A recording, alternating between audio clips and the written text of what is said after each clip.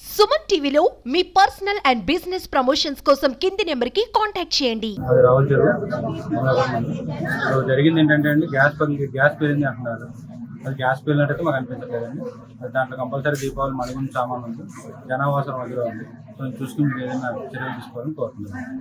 చూడండి అంటే మనకి ఒక ఫుల్ ఫ్లెడ్జ్గా ట్యాగర్లే తయారు చేస్తున్నారు. మణిగుండ సామాన్ ఉంటారు.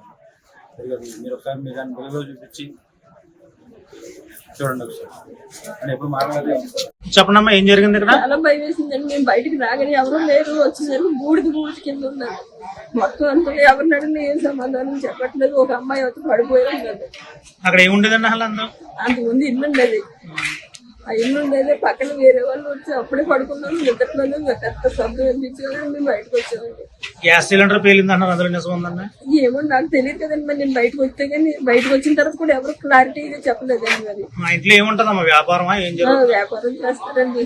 మందు సామాన్లు వ్యాపారం చేస్తారండి. నేను 2-3 సార్లు వచ్చిన కొత్తలో కూడా చెప్పాను, జనావాసాల మధ్యన వద్దండి, ఇలాంటి పనులు చేయకండి అంటే ఏం కాదన్నట్టుగా మాట్లాడడం కూడా జరిగిందండి.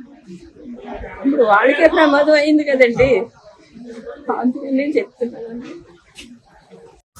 ఈరోజు మన Amalapuram town police station limits లో ఉన్నటువంటి రావుల చెరువు అనే గ్రామంలో ఉదయం 9:45 ఒక బ్లాస్టింగ్ అయింది ఒక ఇంట్లో. ఆ బ్లాస్టింగ్ ఆ ఇల్లు కుప్పకూలిపోయింది. మొత్తం స్లాబ్డ్ హౌస్, అది స్లాబ్డ్ హౌస్ మొత్తంగా కుప్పకూలిపోయింది. దానికి నైబరింగ్ హౌసెస్ కూడా డ్యామేజ్ అయినాయి. మొత్తం టోటల్గా 8 మంది గాయపడ్డారు. వారిలో ఒక స్త్రీకి సీరియస్గా ఇంజరీస్ అయినాయి. ఆవిడని కిమ్స్ హాస్పిటల్కి రిఫర్ చేయడం జరిగింది.